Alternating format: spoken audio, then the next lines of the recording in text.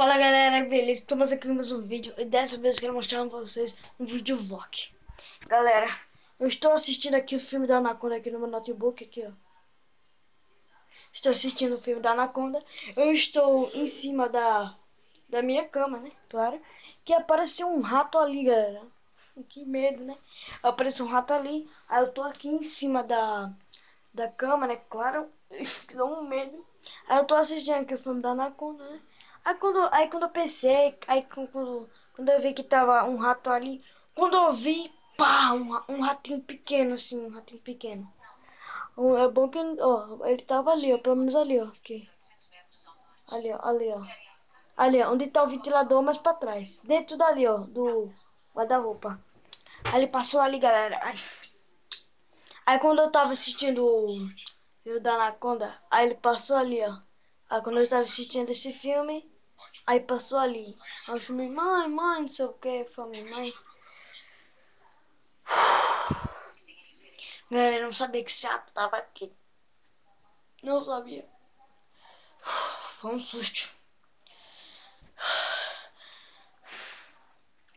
Quando eu tava assistindo. Galera, não. Quando eu tava assistindo esse. Amanhã não tem aula pra mim, né? Claro. Porque amanhã é o dia da Páscoa. Quando eu tava assistindo o filme da Anaconda, aí eu tava se ligando no filme da Anaconda. Quando eu tava se ligando, o rato apareceu. Bem ali, ó. O rato apareceu. Um rato pequeno. Galera, eu não quando tem essa bolinha aí, ó. Onde tá? Se dá pra ver uma bolinha ali, né? Aquela bolinha, galera. Caiu ali, ó. Caiu ali, ó. Quando ela caiu ali, eu fui pegar a bola. E eu não sabia que o rato tava ali. Eu não sabia. Mas, galera, era um rato pequeno. Galera, coloca aí nos comentários que já teve um medo de rato aí na tua cama. Cama, quarto, o que tiver. Que aqui deu um susto. Galera, esse foi o vídeo de hoje. Espero que vocês gostem. Se não gostar, você acha que vocês não vão gostar. Mas, galera, esse foi o vídeo, a minha história do rato aqui. Galera, quando eu tomei um susto, um espanto. Ai, tomei um espanto. O rato apareceu aqui na minha cama, velho. Aqui na minha cama. Aqui, velho, na minha cama, velho.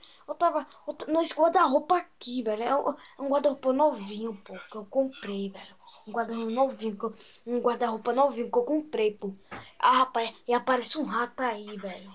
Não, se liga, pô. Um guarda-roupa desse novinho, velho.